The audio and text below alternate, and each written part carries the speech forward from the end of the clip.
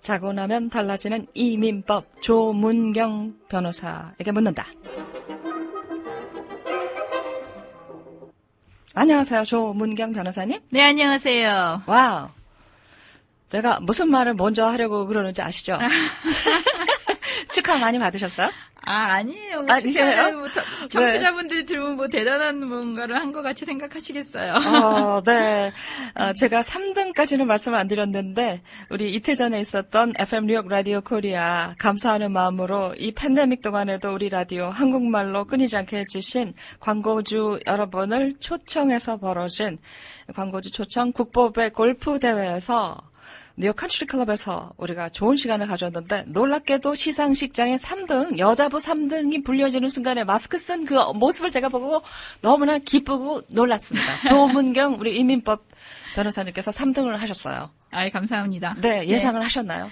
아니요. 저 사실요. 네. 그 골프란 게 제가 여지껏 살면서 네. 가장 안 되는 것 중에 하나예요. 그러니까 뭔가를 막 열정을 쏟고 노력을 네. 쏟고 하면 되더라고요, 잘. 그리고 한번 이렇게 되면 이렇게 네. 들쑥날쑥이 없어요. 네. 그래도 어느 정도 네. 예, 그걸 유지를 하는데 이 골프는 제가 20년 했는데 사실 2000년부터 시작을 네. 해서 그리고 정말 지난 10몇 년 동안은 정말 열심히 했는 저 나름대로는 네? 누가 들으면 그게 뭐 열심히 할 수도 네. 있겠지만 저 나름대로는 온갖 그 열정을 쏟아서 했는데도 불구하고 됐다 안 됐다 됐다 안 됐다를 너무 반복을 해요. 그래서 참 인생이 이렇게 굴곡이 있을 수도 있겠다라는 거를 사실 깨달았어요.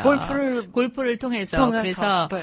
뭐 잘 된다고 너무 자만하지 말고 겸허한 마음으로 또 이렇게 임하자라는 네. 그런 걸 일깨워준 네. 그런 운동이라고 할 수가 있죠. 네.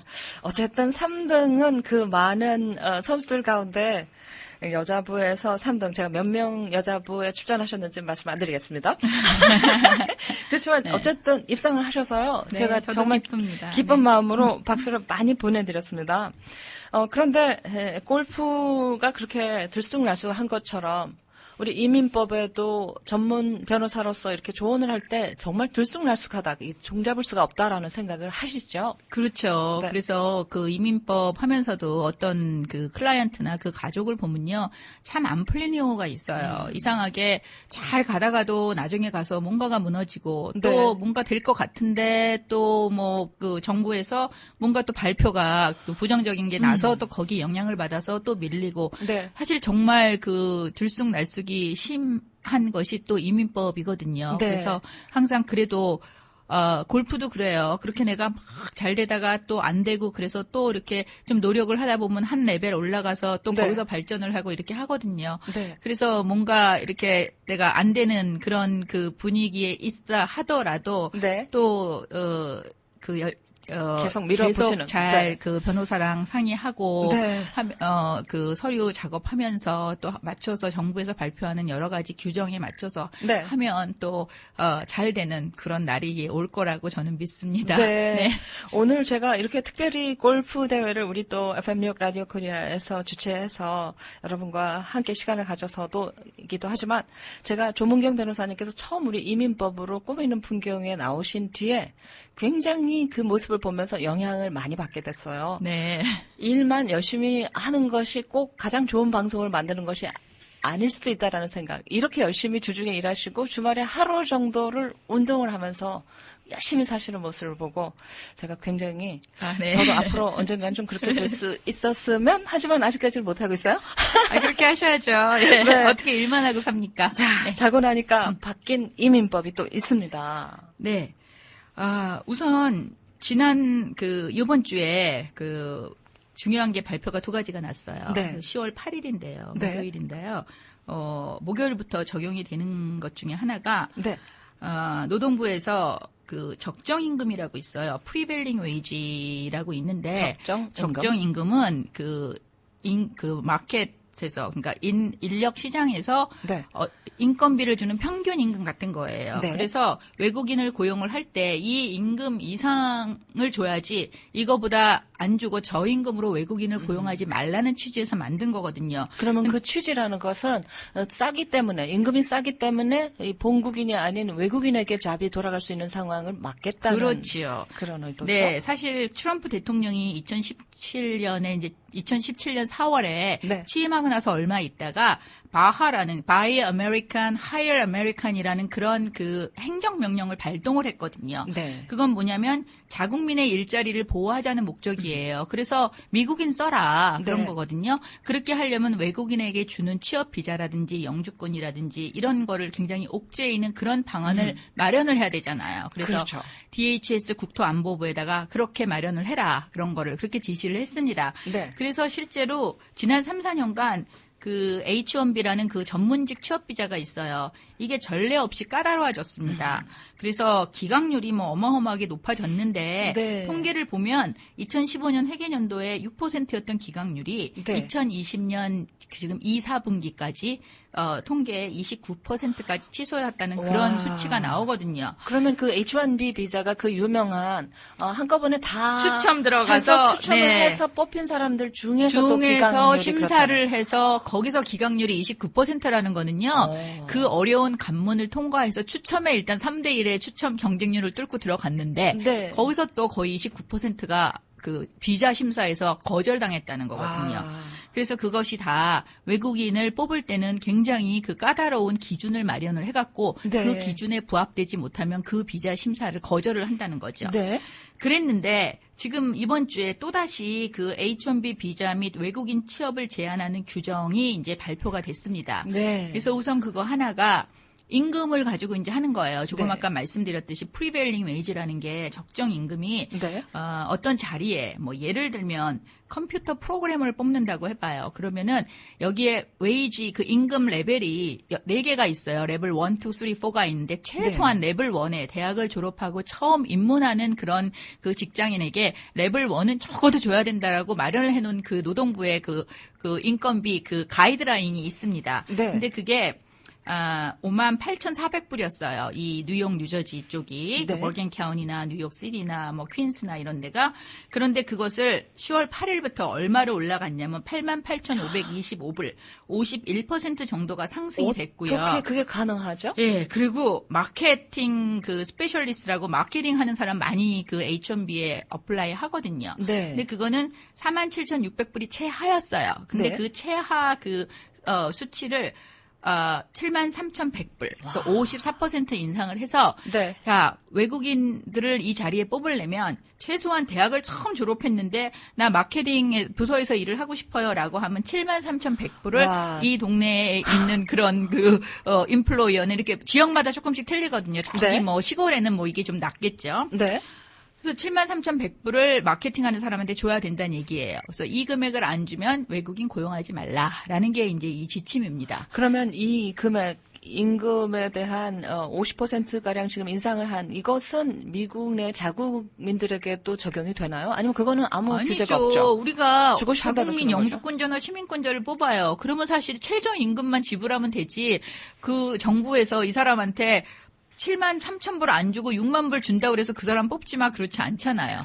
그러면 대졸이 상식적으로 아무리 외국에서 왔지만 7만 몇천 불 혹은 뭐 8만 몇천 불에 대학교 졸업하고 그 분야에 들어가서 잡을 잡는다는 건 뭐 굉장히 힘들죠. 그렇죠? 그렇게 주는 고용주가 별로 없죠. 그러니까 그런 사람들 뽑지 말라는 거예요. 예, 그렇게 이거를 적정 임금 선을 높임으로 해서 네. 고용주한테 임금 지불 그 부담을 가중시켜서 결국은 아메리칸 뽑아라, 예, US 워커 뽑아라 이런 취업 비자 스폰서 하지 마라 이런 의도거든요. 그런데 사실은 이 그 프리벨링 웨이지라는 게 이 그 레이버 마켓에서 네. 통계학적으로 이만큼은 이 정도의 그 능력을 가진 사람한테는 이 정도를 줘야 한다라는 그런 가이드라인이거든요. 그렇죠. 그런데 이거를 정부가 노동부가 자의적으로 또 네. 인위적으로 이 수치를 완전히 상향 조정을 한 거거든요. 그래서 이거는 사실 문제의 소지가 많죠. 이게 어떻게 그러나요? 미국이 뭐 이 캐피털리즘 자본주의 사회인데 벌써 마켓이라는 게 형성이 되어 있는데 지금처럼 그 레이버 마켓의 임금 시장에서 이렇게 이렇게 자체적으로 형성이 되는 그렇죠. 보통 적정선의 임금의 네. 50% 정도나 높여서 외국인을 여기에 고용하려면 줘야 한다. 이런 이 결정은 지금 엄청난 변화를 지금 말하고 그렇죠. 있는데 그리고 어떻게 굉장한 받아들여야 그런 되나? 또 소송을 또 유발시키죠. 소송이요. 왜냐하면은 네. 뭔가 그 뒷받침할 수 있는 그 객관적인 자료 제시를 해야 되는데 그런 게 지금 불충분하고요. 아. 더군다나 10월 8일 날 이걸 발표를 하면서 네. 10월 8일부터 적용을 하겠다라고 합니다.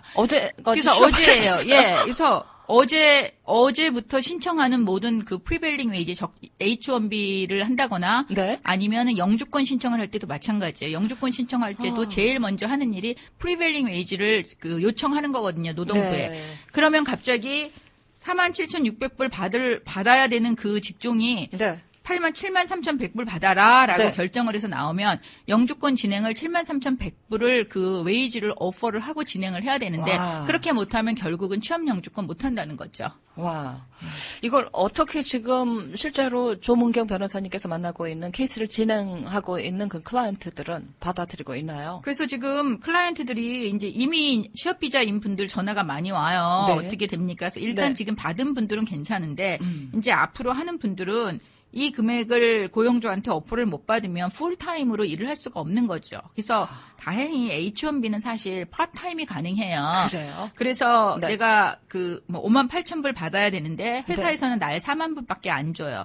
그러면은 4만 불 정도 주면은 뭐 40시간이 아닌 뭐 27시간이라든지 30시간이든지 이렇게 일을 하면 되는데 문제는 그렇게 일을 하고 58,400불을 받으면 시간당 임금은 사실 내가 원래 그 고용주한테 원래 계약서에 있는 것이 아닌 네. 여기 노동부에서 이번에 인상된 그 시간당 임금이래야 되거든요. 그러니까 아하. 나는 실제로는 풀타임을 일하면서 네. H1B 신청할 때는 나는 27시간 해요. 30시간 해요. 이 금액에 오. 맞춰서 한다는 것 자체가 네. 사실은 이거는 그 위법이죠. 아, 그래서 그것도 문제가 그것도 있고요. 문제가. 결국은 이 임금 주지 않는 그런 고임금 직종이 아닌 경우는 네. H1B를 사실 하기가 정말 힘들게 된다는 거죠. 네, 이게 물론 법정에서의 이제 소송도 소송이 남아있죠. 따르겠지만 이 선거를 25일 어제 기준으로 하면 26일 앞둔 시점에서 이런 발표가 나와서 네. 외국인들에게 잡을 주지 않겠다라는 네. 그런 의도를 밝힌 것은 이 선거와 관계가 없다고 할 수가 그렇죠. 없겠죠. 라고 할 수가 없죠. 네. 그런 다음에 또 지금 또 들고 오신 또 변화된 지금 네. 급하게 12월 달부터 적용이 된다라고 지금 말씀하신. 네, 같은 날 이것도 마찬가지예요. 이거 네. 외국인 취업 제한하는 규정이에요. 하나는 돈으로 제한을 하고요. 네. 다른 거 하나는 심사할 때 그 심사 기준을 까다롭게 하겠다는 거예요. 전문직 비자의 그 전문직이라는 것을 규정하는 데 있어서 굉장히 그걸 엄격한 잣대를 들이대고 전문직이 아닌 그런 직종, 그런 신청자는 취업 비자를 내줄 수 없다라는 게 그 취지인데요. 예를 들면 H1B는 그 스페셜티 오큐페이션이라고 그래서 전문직이라 돼요. 전문직이라 하면 뭐냐면 네. 내가 아까 말씀드린 것처럼 뭐 컴퓨터 프로그래머를 한다. 그러면 네. 그 컴퓨터 프로그래머가 너도 나도 하는 게 아니라 대학을 졸업하고 그중에서 대학 학위 중에서도 특정 굉장히 스페셜한 메이저를 전공한 사람만이 할 수 있다고 규정이 돼 있는데 이 규정이 조금 애매하다. 왜냐하면 usually 그러니까 뭐 normally 뭐 commonly 이렇게 아하. 이런 그 메이저를 필요로 한다라고 그 규정에 나와 있어요. 현재 규정에. 네. 그런데 그거 너무 애매모호하니까 이제는 always로 바꾸겠다. 언제나 이런 언제나. 거를 필요로 하는 잡이래야지 네. H1B 해당한다라고 하기 때문에 그 2020년 3월에 어떤 소송이 있었는데요. 네. Inspection Expert Corporation이라는 곳에서 어떤 엔지니어링을 전공한 사람이 마스터스 디그리를 했는데 네. 메카니컬 엔지니어링을 전공을 했어요. 네. 근데 USCIS 이민국에서 이거는 메카니컬 엔지니어링, 뭐 일렉트로닉스 엔지니어링, 뭐 네. 일렉트리컬 엔지니어링 이런 거 다 하는 이 자리 이런 거는 전문직이 아니야. 소프트웨어 뭐 개발자다라고 하면 전자공학 전공해야지. 아. 너 이런 엔지니어링 저런 엔지니어링 이렇게 제너럴하게 하면 안 된다라고 거절을 했습니다. 아. 그런데 그것이 법원에서 이겼어요. 이긴 네. 게 있었어요. 그랬더니 이번에 이민국에서 그런 거 이것저것 제너럴한 그런 그 전공은 안 돼. 꼭 거기 맞는 거 해야 돼. 와. 그렇게 만들어놨기 때문에 네. 정말 바로 그거 아니면 뭐 데이터 애널리스트를 하면요. 네. 보통 뭐 컴퓨터 사이언스나 또는 스태티스틱스 통계학 네. 정도를 하는데 이런 거 말고 그냥 오직 한 길 이민법이 아닌 오직 한 길 그 전공 어허. 이렇게 그거를 만들어 놓는다 이거죠. 네. 그래서 정말 H1B 그 심사할 때 네. 이렇게 딱 떨어지는 전공자가 아니면 네. H1B를 받지 못하게 만드는 이거 그것이 언제부터 지금 발표에 의하면 이게 적용이 된다고? 이거는 12월 7일이에요. 7일. 예, 이건 코멘트 기간 60일 받고요. 예, 네. 12월 7일부터 적용을 한다고 하는데 여기 지금 H1B를 많이 하는 중에 하나가 그 IT 업계가 굉장히 많이 하잖아요. 그렇죠. 그래서 IT 업계에 타격을 더 주기 위해서 아. 특히 IT 업계는 파견 근무를 많이 해요. 네. 예, 어디 클라이언트 네. 그 워크사이트 가가지고 거기서 네. 근무를 하는 파견 형태를 띠는데 이런 것에 대해서는 더 까다로운 또 그 규정을 또 바꿨습니다. 파견 근무에 파견 해서. 근무자는 예, 그런데 파견 사실 이 미국에 와서 공부를 하고 H1B 비자를 받아서 좀 취업을 해서 경험도 쌓고 최소한 그렇게 하려는 많은 한국에서 온 유학생들 또 외국에서 온 이 참 인재들이 이런 갑자기 적정 임금선을 엄청나게 50%가량 올리고 혹은 또 그 분야에 꼭 공부한 사람들만 그것도 아주 스페시픽하게 특정하게 그 분야를 주장한다는 것은 글쎄요 이게 선거가 끝나면 어떻게 될지 모르지만 우리가 이렇게 선거에 따라 이민국에서의 이 바꿔버리는 이걸 법이라고 해야 되나요? 이런 레귤레이션이거든요. 예, 이런 것들에 대해서 어떻게 받아들여야 할지 사실 제가 듣기로는 미국에서 전공 분야, 대학에서 전공한 것에 종사하는 사람들이 30%도 안 된다라고 그렇죠. 제가 들었거든요. 네, 예. 외국에서 온 사람들은 뭐 신의 아들 정도 돼야지만이 미국에서 지금 H1B 비자로 잡을 것 같습니다. 그렇죠. 뭐 MBA를 했다. 네. MBA 많이 하잖아요. 그렇죠. MBA 이거 정말 제너럴한 전공이라는 거죠. 경영학. 경영학 이거는 하시면 안 여기도 된다는 붙이고 거예요? 저기도 붙이고 할 수 있다는 거죠. 그렇습니다. 무슨 생각을 하시는지 참 알 수 없지만 자고 나면 달라지는 이민법 이 규제의 여러 가지 지금 변화를 조문경 변호사님 제가 성도 바꿔버릴 뻔했어요. 오늘 정말 놀라운 소식이에요. H1B 비자의 적정 임금과 그 전공 분야를 확실하게 더 좁힌 그 이민국의 변화. 앞으로 여러분께서 H1B 비자를 지금 신청하려고 준비하고 계시다면 조문경 변호사님께 자세한 문의를 해주시면 되겠습니다. 전화 연락처 알려주세요. 네, 201-585-7409입니다. 201-585-7409 조문경 변호사님. 오늘 우리가 시간을 굉장히 많이 넘어가면서 했는데 정말 이건요. 계속 얘기를 해도 그렇지만 또 법정에 소송이 들어가면 그 다음 소식이 네, 하여튼 더 매주 뭐 소식이겠죠? 이렇게 할 네. 얘기들이 그냥 그 밀려오네요. 네. 그래도 오늘 주무십시오. 자고 나면 달라지는 이민법. 조문경 변호사님. 오늘 감사합니다. 네, 안녕히 계세요. 네. 네.